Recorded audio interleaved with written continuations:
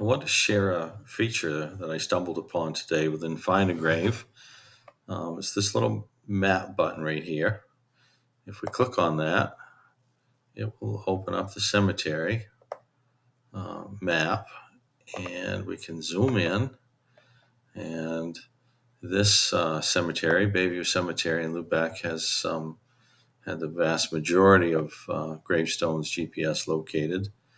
And each of those single dots represent a memorial.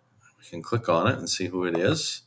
You may notice some dots with a number. If we click on that, we can see that there are three within that small area of the cemetery.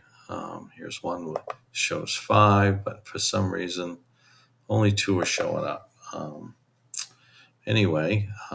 If I zoom back out to show the bulk of the cemetery, if I'm looking for family lots or whatnot by last name, we can enter a last name in this field and search, and it shows us with the blue dots all of the memorials that bear the last name Guptill.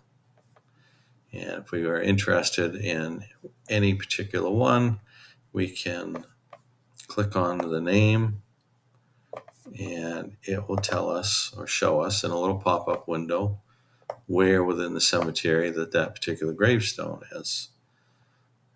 Click another one to show that one.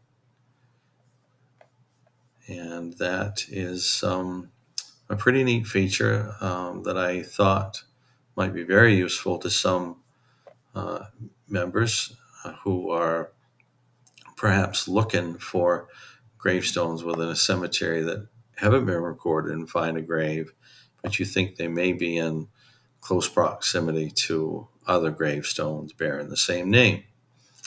Again, I hope members find this useful. Thank you for watching.